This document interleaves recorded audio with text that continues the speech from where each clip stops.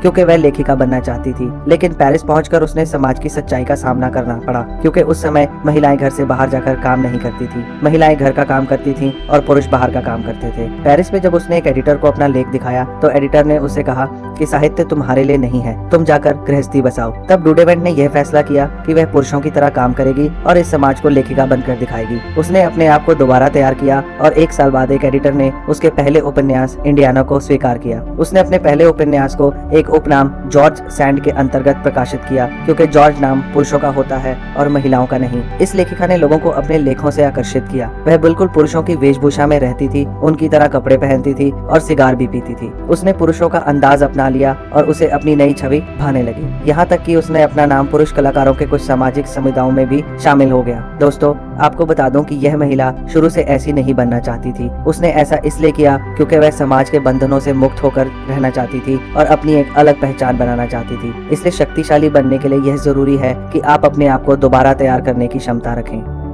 Law number 26, अपने हाथ साफ रखें। लॉ नंबर 26 यह कहता है कि आप लोगों के सामने शिष्टाचार और क्षमता की मिसाल बनकर रहें। अपने हाथ कभी गलतियों और बुरे कामों से ना रंगें। किसी भी कार्य में अपनी भागीदारी को छुपाने के लिए दूसरों को बलि का बकरा बनाएं और कठपुतली की तरह इस्तेमाल करें। दोस्तों, इस लॉ का उदाहरण है प्राचीन चीन का एक राजनेता साओ, जो कि दूसरी शताब्दी में चीन का सबसे शक्तिशाली इंसान था। उसके राज में एक शहर की घेराबंदी के दौरान अनाज की आपूर्ति की गणना में एक गलती हो गई। जब तक उस शहर में अनाज पहुंचता, तब तक सेना के पास अनाज की कमी हो गई। साओ को सूत्रों ने बताया कि सेना में लोग अनाज की कमी के लिए उसे ही दोष दे रहे हैं। साओ को लगा कि अगर ऐसा ही चलता रहा तो शहर में उसके खिलाफ दंगे हो सकते हैं। उसने सेना के अनाज सप्लाई के मुखिया को मदद के लिए अपने पास बुलाया। साओ ने मुखिया से कहा कि उसे उनकी मदद की जरूरत है। साओ ने मुखिया से सेना को दिखाने के लिए उसका सिर मांगा। जब मुखिया ने कहा कि इसमें उसकी कोई गलती नहीं है, तो साओ ने उससे कहा कि अगर तुम ऐसा नहीं करोगे तो शहर में दंगा हो सकता है। उसी दिन मुखिया का सिर काट दिया गया और अनाज की कमी की गलती का इल्जाम उस पर लगा दिया गया। तो दोस्तों, यहाँ आपने देखा कि किस तरह साओ अपनी गलती मुखिया के सिर पर डाल दी। उसने उसे बलि के बकरे की तरह इस्तेमाल किया और अपने हाथ साफ सुथरे रखे। दोस्तों, शक्तिशाली लोग जैसे कि बड़े बिजनेसमैन और राजनेता अपनी गलतियों को छुपाने के लिए ऐसा ही करते हैं। इस लॉ का प्रयोग कई बार नाटकों और फिल्मों में भी दिखाया गया है कि किस तरह शक्तिशाली और कामयाब लोग अपनी गलती का इल्जाम दूसरों पर लगाते हैं और खुद जनता की नजरों में साफ सुथरे बने रहते हैं। लॉ नंबर 27, लोगों में अपने विश्वास और भारी मात्रा में अपने प्रशंसक बनाएं। दोस्तों, प्रत्येक व्यक्ति में दूसरों पर विश्वास करने की इच्छा होती है। लॉ 27 कहता है कि आप उनकी इच्छा का केंद्र बने, जिससे लोग आप पर विश्वास करें। इसके लिए आप लोगों को कुछ नया बताएं जिस पर वो विश्वास कर सकें। दोस्तों, मैं आपको बताना चाहूंगा कि बहुत से कामयाब लोग जैसे कि नेता, अभिनेता और खिलाड़ी ऐसा ही करते हैं। राजनेता लोगों से वोट लेने के लिए पहले उनके दिल में अपना विश्वास बनाते हैं, उनसे वादे करते हैं कि वह सत्ता में आने के बाद उनके लिए क्या क्या करेंगे। वो अपने भाषण में मीठी मीठी बातें करते हैं और लोगों का दिल जीतते हैं। अभिनेता फिल्मों में अच्छा अभिनय करके और खिलाड़ी खेल में अपना हुनर दिखाकर लोगों के दिल में अपना विश्वास जगाते हैं और भारी मात्रा में प्रशंसक बनाते हैं। इस लॉ का उदाहरण है भारत के योग गुरु बाबा रामदेव, जिन्हें आज से 10 वर्ष पहले बहुत कम लोग जानते थे। उन्होंने लोगों को योग की शिक्षा देकर उनमें अपना विश्वास जगाया और आज उनके करोड़ों प्रशंसक हैं। भारी मात्रा में प्रशंसक होने की वजह से ही आज वो एक कामयाब और शक्तिशाली इंसान है। दोस्तों, पूरी दुनिया में प्राचीन काल से ही ऐसे बहुत से संत हुए हैं जिन्होंने लोगों में अपना विश्वास बनाने के लिए उन्हें अच्छी सेहत और प्रचुरता की प्राप्त होने का विश्वास दिलाया। ऐसा करने से धीरे धीरे करके उनके प्रशंसकों में बढ़ोतरी होती है और एक दिन उनके प्रशंसक करोड़ों की मात्रा में हो जाते हैं। भारी मात्रा में प्रशंसक होने के कारण उनकी गलतियां भी छुप जाती हैं। जब भी वो कोई गलत कार्य करते हैं तो उनके प्रशंसकों की भीड़ उनका बचाव करने के लिए उनका समर्थन करती है। आधुनिक युग में बड़े बिजनेसमैन, राजनेता और खिलाड़ी शक्तिशाली बनने के लिए भारी मात्रा में अपने प्रशंसक जुटाते हैं।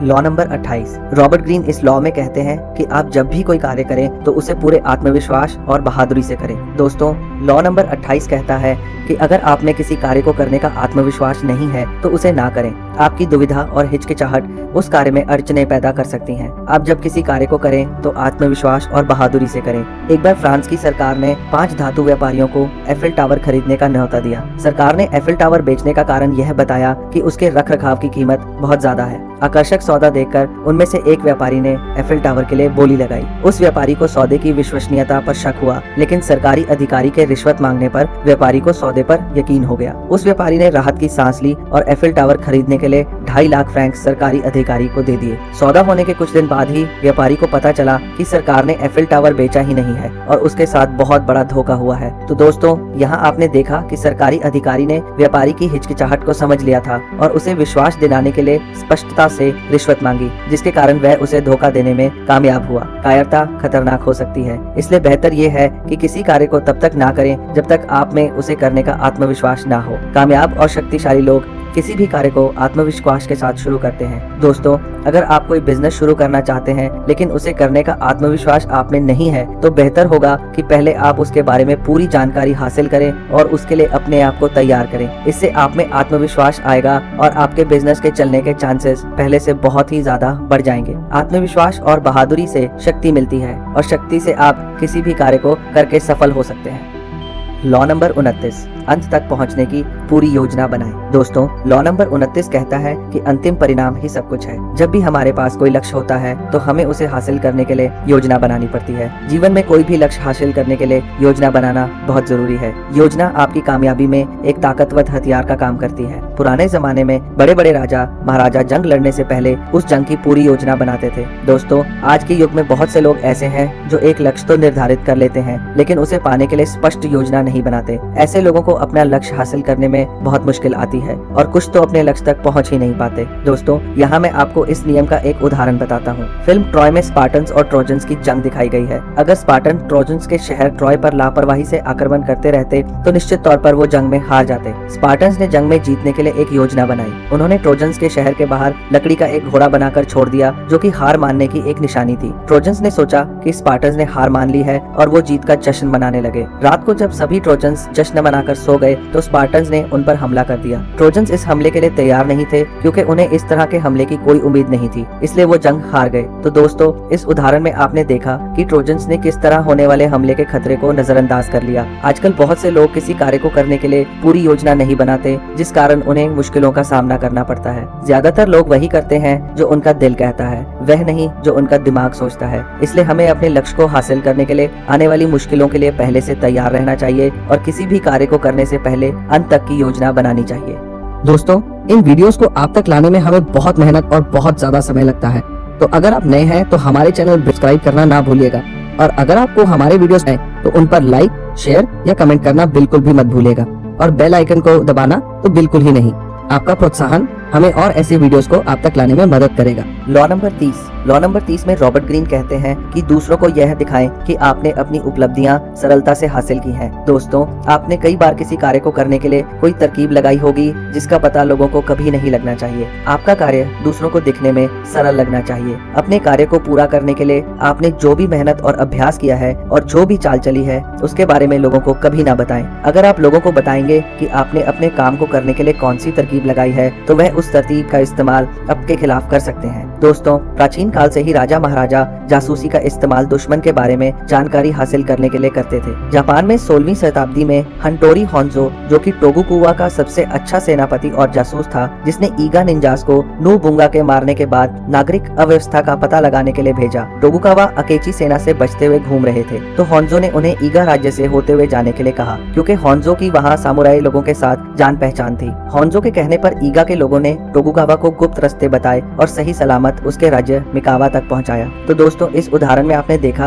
कि होन्जो अकेची सेना की कमजोरी को जानता था, जिसकी वजह से वो टोकुगावा को अकेची सेना से बचाने और सही सलामत अपने राज्य पहुंचाने में कामयाब हो पाया। दोस्तों, आप लोगों को हमेशा यह बताएं कि आपने अपना लक्ष्य बड़ी आसानी से हासिल किया है। अपनी तरकीबें और तकनीकें कभी किसी से ना कहें, नहीं तो लोग आपकी तकनीकों का इस्तेमाल आपके ही खिलाफ करेंगे। दोस्तों, बड़े बिजनेसमैन दूसरों को यह कभी नहीं बताते कि वह किस तरह से पैसे कमाते हैं। स्कूलों और कॉलेजों में हमेशा अव्वल रहने वाले विद्यार्थी दूसरे को ये कभी नहीं बताते कि वे किस तकनीक से पढ़ाई करते हैं। अपनी मेहनत और अपनी तकनीकों को छुपाकर आप अपने प्रतियोगियों से जीत सकते हैं और उनसे आगे निकल सकते हैं। लॉ नंबर 31 में रॉबर्ट ग्रीन कहते हैं, विकल्पों को नियंत्रित रखें, दूसरों को अपने पत्ते खोलने पर मजबूर करें। जब आप दूसरे व्यक्ति को विकल्प देते हैं तो आप उसे ज्यादा अच्छे से धोखा दे सकते हैं। आपके प्रतिद्वंदी सोचते हैं कि वे नियंत्रण में हैं, लेकिन असल में वो आपके हाथ में कठपुतली की तरह होते हैं। अपने प्रतियोगियों को ऐसा विकल्प दें जिसमें प्रत्येक विकल्प में आप ही का फायदा हो। दोस्तों, मैं आपको इस लॉ का उदाहरण बताना चाहूंगा। रूस का एक अत्याचारी राजा था इवान, जिसको अपने राज्य में एक मुश्किल समय का सामना करना पड़ा। अत्याचारी होने की वजह से उसे पूरी ताकत ताकत और अधिकार नहीं मिल रहे थे और बहुत सारे रूस के राजकुमार उसके विरुद्ध हो रहे थे। राजा इवान ने अपनी ताकत का इस्तेमाल करने की बजाय एक कदम पीछे हटने का सोचा। उसने राजा का सिंहासन त्याग दिया और ऐसा करने पर रूस के लोगों ने उसे राजा के पद पर वापस आने के लिए कहा। राजा इवान ने सबकी दरख्वास्त सुनी, लेकिन वह कठोर बना रहा और उसने किसी की बात नहीं मानी। कुछ दिन बाद उसने प्रजा को 2 विकल्प दिए। उसने कहा कि या तो लोग उसे राजा के पद पर स्वीकार कर लें और पूरी ताकत इस्तेमाल करने का अधिकार दें, या फिर अपने लिए वो कोई नया राजा ढूंढ लें। अराजकता और अत्याचार के बीच में फंसे रूस के लोगों ने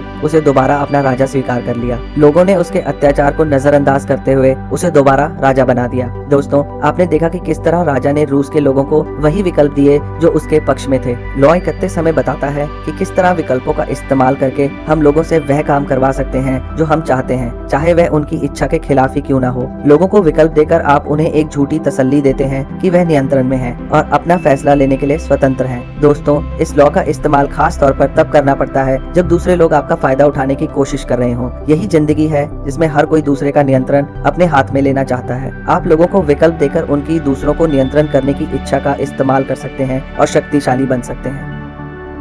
रॉबर्ट ग्रीन लॉ नंबर 32 में कहते हैं कि लोगों की कल्पना के साथ खेलें। लॉ 32 कहता है कि लोगों की कल्पना के साथ खेलें। लोगों की कल्पनाएं उनकी आंखों पर पर्दा डालकर रखती हैं और वह जीवन की कठोर सच्चाइयों को नहीं देख पाते। रॉबर्ट ग्रीन ने किताब में बताया है कि सकारात्मक बदलाव हमेशा धीरे धीरे होता है। कामयाब होने के लिए कड़ी मेहनत, अच्छी किस्मत, बलिदान और बहुत सारे सब्र की जरूरत होती है। लेकिन कुछ लोग इन बातों को नजरअंदाज करते हैं और आसानी से कामयाब होना चाहते हैं। वह हमेशा कामयाब होने के लिए कोई आसान रास्ता खोजते रहते हैं। ऐसे लोगों को आसानी से बेवकूफ बनाया जा सकता है। इस लॉ के उदाहरण है 19वीं शताब्दी रोम के 3 नेता जूलियस सीजर, मार्कस लिसिनियस कैरास्कस और पोम्पे द ग्रेट, जो अपनी राजनीति की शक्ति को जनता के न्यायाधिकरण में सुधार करने बढ़ाना चाहते थे। क्रैसस और पोम्पे के बीच में झगड़ा हुआ इस बात को लेकर कि वे एक दूसरे की लोकप्रियता कम करना चाहते हैं और अपनी बढ़ाना चाहते हैं। जूलियस सीजर ने उन दोनों की कल्पना से खेलने का मौका ढूंढा और उसने उन दोनों को अपने साथ वाली पोजीशन दे दी। क्रैसस और पोम्पे के संयुक्त प्रभाव और दौलत से जूलियस सीजर सत्ता में आ गया। सीजर ने कामयाब होने के लिए क्रैसस और पोम्पे की शक्तिशाली बनने की कल्पना का इस्तेमाल किया। दोस्तों, आपको लोगों की कल्पना का इस्तेमाल बड़ी सावधानी से करना होगा, क्योंकि वे आपके इरादों को जान सकते हैं। अगर आप इस लॉ का इस्तेमाल करना चाहते हैं तो आपको लोगों को उनकी कल्पनाओं में डुबो कर रखने की कला को सीखना होगा। आपको लोगों से दूरी बनाकर रखनी होगी और बड़ी सावधानी से उनकी कल्पना का इस्तेमाल करना होगा, जिससे कि उनको आप पर जरा भी शक न हो। अगर आपने ऐसा करना सीख लिया तो जल्दी आप लोगों का इस्तेमाल करके अपने इरादों को पूरा करने में कामयाब होंगे।